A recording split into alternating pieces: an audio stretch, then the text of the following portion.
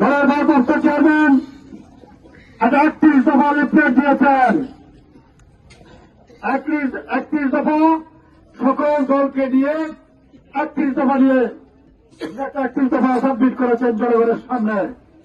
সেই 31 দফাতে কথা আছে আমাদের কৃষকের, কথা আছে জেলেদের, কথা আছে আমার মা বোনদের, কথা আছে এই দেশ থেকে গঠন করার, কথা আছে আমাদের ভোটাধিকারের কথা আছে, কথা আছে আইন শৃঙ্খলার, কথা আছে এই রাষ্ট্রটাকে কিভাবে সুন্দর করে মেরামত করা যায়, রাষ্ট্রটাকে মেরামত করার কথা আছে।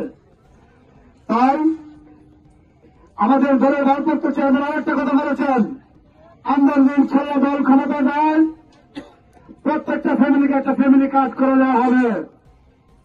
আর এই ফ্যামিলি কার্ডের মালিক হবেন একটা ফ্যামিলির গৃহিণী, যিনি আমার মা হতে পারেন, বোন হতে হবে পারেন, কিংবা ভাবি হতে পারেন, একজন মহিলাকে দায়িত্ব দেওয়া হবে।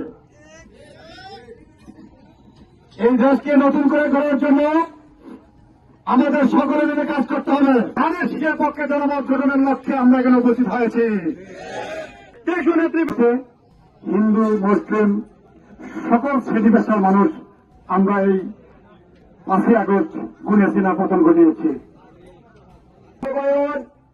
এবং ধানের শীষের পক্ষে জনমত গঠনের লক্ষ্যে আজকের এই বাজারের পথসভার উপস্থিত সম্মানিত সভাপতি, ইউনিয়ন বিএনপির সম্মানিত আহ্বায়ক, এখানে উপস্থিত আজকের এই পথসভার সম্মানিত প্রধান অতিথি, আজকের এই পথসভার সম্মানিত মধ্যে রাষ্ট্র কাঠামো মেরামতের দৃষ্ট বাস্তবায়নের জন্য আমরা এখানে উপস্থিত হয়েছি এবং ধানের শীষের জনমত গড়ার জন্য।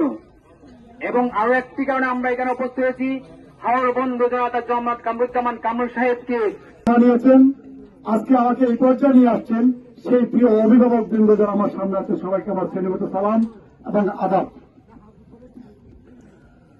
আমরা দীর্ঘ 17 বছর আন্দোলন সংগ্রাম করে মাহমুদ মাসুম, সদস্য উপজেলা বিএনপি জামালগঞ্জ।